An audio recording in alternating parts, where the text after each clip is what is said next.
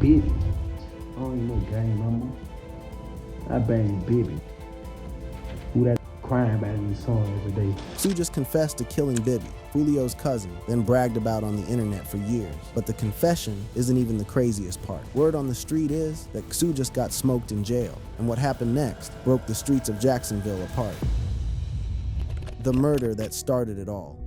Look, there are certain stories in the rap game that hit so different. They don't just make the news. They change the whole conversation about what happens when the music stops and the streets start talking for real. And the story of Ksoo? Man, this is one of those stories. Because when you really break this whole thing down, the bodies, the confessions, the snitching, the family turning on each other, it sounds like something straight out of a movie. But every single piece of this is real. It's documented, it's on camera, and it's permanently locked into the legal system of the state of Florida. So let's run it back from the jump. Because if you don't understand the war that was popping off through the streets of Jacksonville, you're never gonna understand how a whole teenager ended up face down in a parking lot and why the dude who allegedly dropped him decided to hop on the internet and flex about it like it was a rap video. Jacksonville, Florida, also known as Duval, has been ground zero for one of the most violent and most publicized gang beefs in modern hip-hop history. On one side, you had ATK, Ace's top killers, a squad led by rapper Youngeen Ace, real name Kenyatta Bullard, and on the other side, you had KTA, Kill Them All, a faction tied tight to the 6 Block gang, repped most famously by the late rapper Julio Fulio, born Charles Jones II.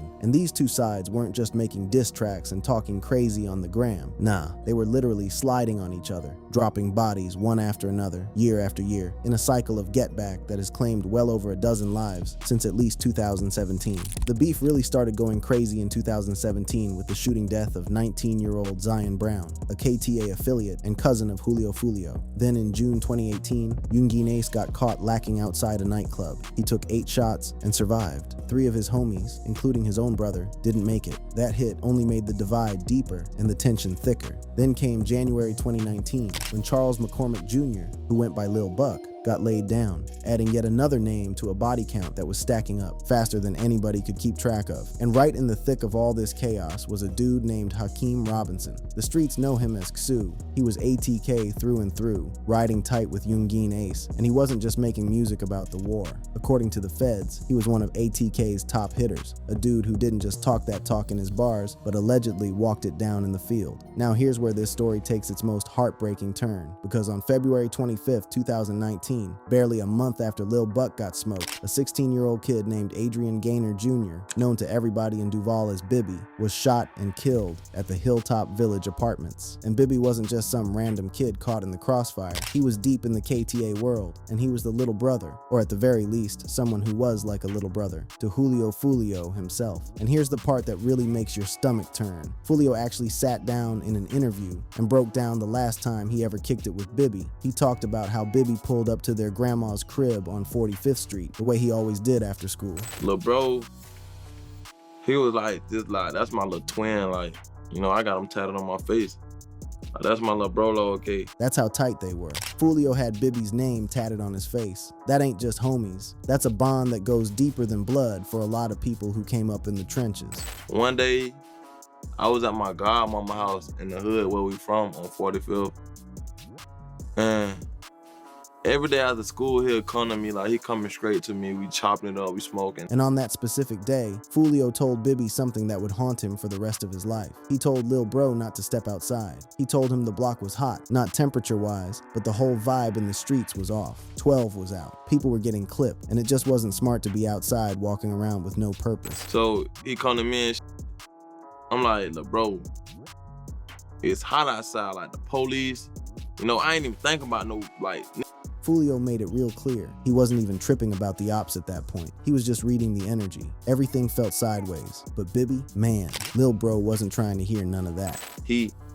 Man, I ain't worried about none of that, man. I'm yada, yada, yada, man. I don't even care, man. I'm in the hood all day. Bibby told Fulio he was finna slide to Hilltop to burn one. So Fulio did what he always did. He told Lil Bro he loved him and to stay safe. I love you, bro. Be safe, you know? And that's how it always ends. Like, with so many people with me, like, they last word with me be, I love you, be safe. Those were the last words Fulio ever said to Bibby. And no more than 20 to 25 minutes after Lil Bro walked out that door, the phone started blowing up. Shots had just rung out at Hilltop. I'd say about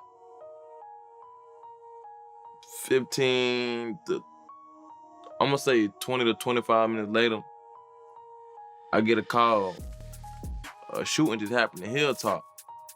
I don't know, I'm not even thinking about it. At first, Fulio didn't even put two and two together. Shootings in Duval were just regular. That was everyday life. But then the calls kept flooding in, and everybody was asking the same thing.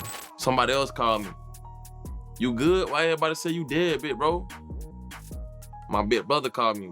Where you at? They said you dead in Hilltop. Folks were thinking it was Fulio who got hit. Then the details started lining up. A young boy, only 16, rocking a uniform with a gray sweater and a burgundy shirt. Fulio already knew who that was. I'm like, oh my God. Like, I just hang up the phone.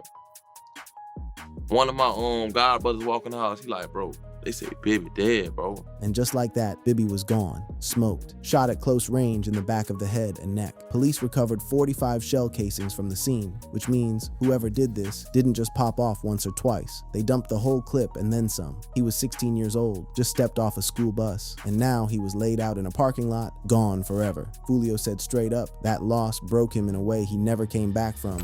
I'm like that's just like, that was like one of the worst losses, like, cause it's like, I just had told him, like, do not, like, it's hot outside, bro. And what made this whole situation 10 times worse? What really twisted the blade? The person the streets were pointing at for pulling that trigger didn't just dip off and stay silent. Nah, he hopped on the internet and started clout chasing off a body for the entire world to see. The confession and conviction. Now here's where Ksoo's story goes from tragic to absolutely wild. Because after Bibby got packed out, instead of going ghost, instead of keeping his mouth shut and letting the heat cool down, Ksoo hopped on social media and started posting photos and videos flexing about the killing. He dissed Bibby's name in his bars. He dropped music taunting the whole KTA side. And the most disrespectful part, he reportedly put out an entire project called Bibby Out with images of dead KTA members plastered right on the cover. Like, bro was treating a real body like it was a marketing campaign. And even Fulio, a man from the trenches himself who understood the culture better than most, sat there in that interview shaking his head over how reckless it was. Well, a couple months later, there was a rapper named Ksoo. Yeah. Who basically was posting videos bragging about, killing, different KTA members. The interviewer pressed him on it, calling the whole thing senseless. And Fulio kept it a buck. He agreed, but he also acknowledged that's just how the game goes nowadays. For the life of me, I don't know why you would commit a murder and then go on the internet and brag about the murder. It just makes absolutely no sense. That's the piece of this whole puzzle that's so hard to wrap your head around. A murder charge doesn't go away. It doesn't have an expiration date. You can catch that case 30, 40 years down the line. So why on God's green earth would someone essentially write their own confession and publish it on the internet for detectives to screenshot? A murder has no statute of limitations. Period. You can get arrested for a murder 40 years later. And sure enough, that's exactly what happened. In September 2020, Ksoo got booked for the murder of Charles Lil Buck McCormick Jr., a completely separate body that dropped in January 2020. And while he was sitting in the county waiting on that case, prosecutors stacked a second-degree murder charge on top of him for Bibby's killing on March 11th, 2021. All those IG posts, all those diss tracks, all that internet gangbanging, every last bit of it became evidence in a courtroom. But the Lil Buck case went to trial first. And this right here is where the story takes maybe its most jaw-dropping turn, because the key witness who helped nail the coffin shut on Ksoo's freedom wasn't some op. It wasn't a stranger off the street. It was his own pops, Abdul Robinson Sr. That's right, Ksoo's own daddy took the stand against him. Abdul Robinson Sr., a man who was himself a whole street dude, a career crash-out who had been charged with accessory after the fact for helping Ksoo's co-defendants flee the scene after the Lil Buck hit, flipped on his own blood, and cut a deal with the prosecution. He handed over phone records that were registered in his own name. He broke down ATK's whole operation. He gave the state exactly the kind of inside info they needed to wrap a bow around the case and lock his son up for good. The Lil Buck trial ran 7 days, and on July 31st, 2025, the jury came back with a unanimous guilty verdict. First-degree murder. The footage from inside that courtroom hits heavy. The judge looked Ksoo right in the eyes and addressed him by his government name. All right, Mr. Robinson, based on the verdict of the jury finding you guilty, of the offense charged in the indictment in case number 2020 CF 3601. With those words, the judge sent Ksoo straight into the custody of the Jacksonville Sheriff's Office and yanked his bond. No more court dates, no more hope. It was a wrap. The court does hereby remand you to the custody of the Jacksonville Sheriff's Office, and your bond in this matter shall be revoked. Then on October 1st, 2025, the official sentencing dropped. Life in prison, no parole, no early release, no nothing. The judge spelled it out plain as day. This was the only sentence the law allowed. All right, Mr. Robinson, if you'll come forward for sentencing. All right, Mr. Robinson, again, on July 31 of 2025, the jury found you guilty as charged in count 1. Mandatory life, no eligibility for parole, 30 days to file an appeal, take it or leave it. To murder in the first degree by unanimous verdict, and at this time, this court will then adjudicate you guilty of that offense and sentence you to the only lawful sentence. When the judge asked if he understood, Ksoo didn't flinch, didn't break down, just answered the same way he'd answered every question the whole time. Flat, no emotion, like he'd already made peace with it. That this court can impose, and that is mandatory life in prison without the eligibility for parole. Do you understand your sentence? Yes, ma'am. His cousin Leroy, ATK Scotty Whitaker Jr., caught the same thing, life without parole. And Ksoo's brother, Abdul Robinson Jr., took a plea on the accessory charges and got sentenced to 12 years. But Ksoo still had another case riding, the Bibby murder. And what happened next had everybody in the hip-hop world doing a double take. On February 23rd, 2026, damn near exactly 7 years to the day after Bibby got killed, Ksoo walked into that courtroom and pleaded guilty to second-degree murder. No trial, no jury selection, no fighting the charge. He just copped to it, stood right there in front of the judge, and said, yeah, I did it. He got sentenced to 10 years in prison, followed by 5 years of probation, with credit for 1,111 days already served. And that sentence runs consecutive to his life bid. So even if some miracle happened, and his life sentence got overturned on appeal, he'd still have to sit down for the Bibby body. Social media went crazy over it. Posts on X and Reddit blew up with people outraged, calling 10 years for killing a 16-year-old kid a joke. Other folks pointed out it didn't really matter either way. Dude is already doing life without parole. He's cooked regardless. The 10 years is just extra time on top of forever. But the bottom line is this: Ksoo confessed. After years of dissing Bibby in songs, after years of clout chasing off the body online, after years of sitting in interrogation rooms playing dumb, he finally stood in front of a judge and admitted he killed that boy, a 16-year-old kid who had just stepped off a school bus, a kid who was warned not to go outside that day, a kid who didn't listen. And now his killer is locked behind a wall he'll never see the other side of. Betrayal, prison, and the aftermath.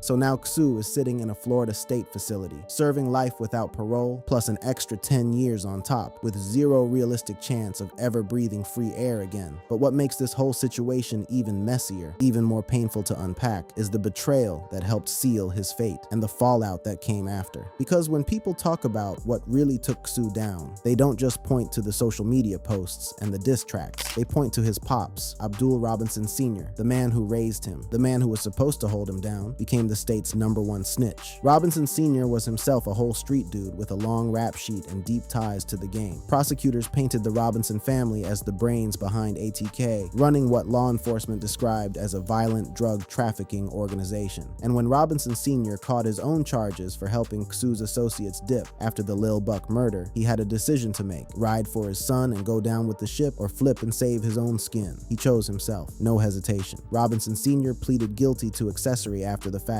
and agreed to take the stand against his own sons in exchange for a sweeter deal. He gave prosecutors phone records that were in his name. He laid out the whole structure of the family's street operations, how they moved, who they linked up with, how ATK functioned behind the scenes. His testimony was the kind of blow that wrecked Ksoo's defense in ways that cameras and forensics alone never could. When your own father sits on the witness stand and tells the jury what you did, it's over. No lawyer alive can spin that. And the blowback for that cooperation didn't just stay in the courtroom. It followed Robinson Sr. behind bars, because after he testified, he got pressed up in jail by other inmates. In interviews, he talked about getting into multiple scraps: hands, shanks, whatever was available. In jail, being labeled a snitch is basically a death sentence for your reputation and sometimes your body. You become a walking target, and everybody wants to be the one to check you. Robinson Sr. tried to frame the whole thing as a spiritual battle, saying the evidence stacked against his son was so heavy that cooperating was just the smart play. He claimed he didn't know the full full scope of what Ksoo was out there doing, and that he might have steered clear of the whole mess if he'd had the full picture. The court eventually sentenced him to time served, 2 years of community control with an ankle monitor, and 3 years of probation, dodging what could have been a 20-year stretch of his own. But Ksoo, he wasn't with the forgiveness, not even a little bit. The resentment runs deeper than deep. In a jail phone call after his guilty plea in the Bibby case, Ksoo reportedly said, "This is the life I chose," and then dropped the bombshell that he was waiting for his father to die. Let that marinate for a second. A man sitting behind bars for the rest of his natural life. And the one thing burning a hole through his mind isn't the appeal, isn't his case, isn't his future. It's wanting his own pops dead. That's not just anger. That's a wound so deep it might never close.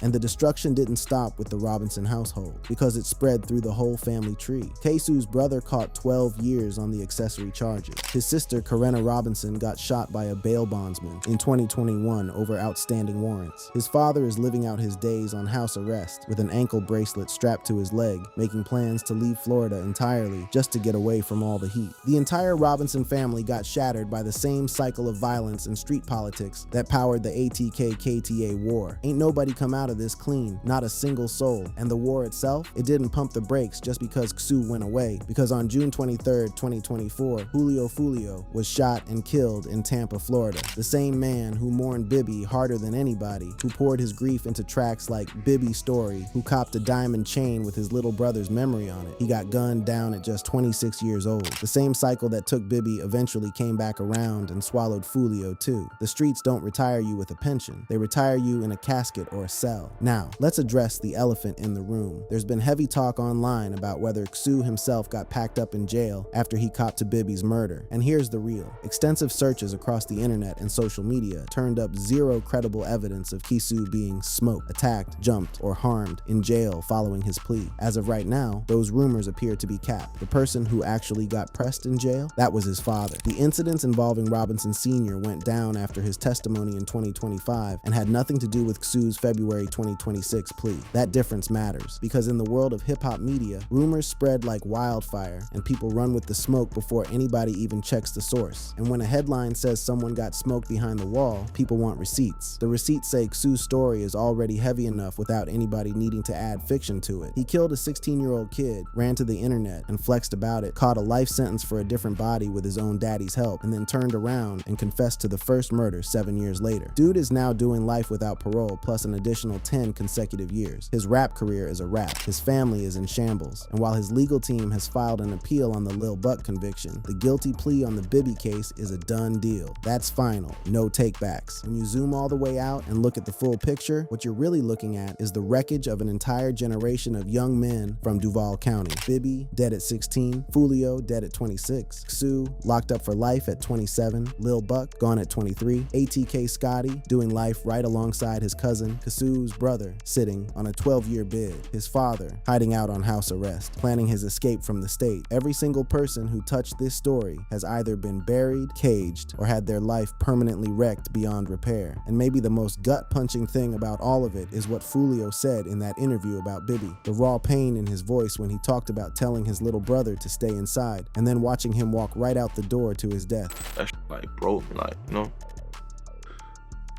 Well, a couple months later, there was a rapper named Ksoo Yeah.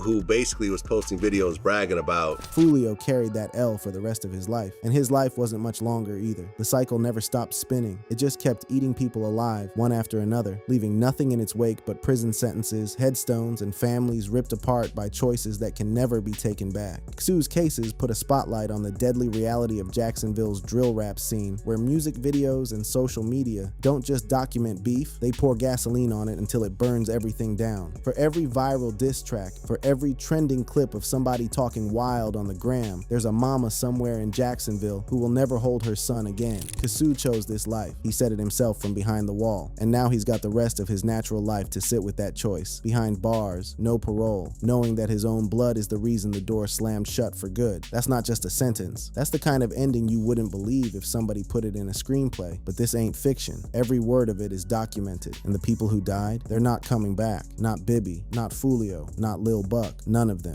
And Ksoo, he's going to spend the rest of his days knowing he's the reason at least 2 of them are gone, and that the internet he used to flex on is the same internet that helped put him away forever. Love this video? Click on the cards for more.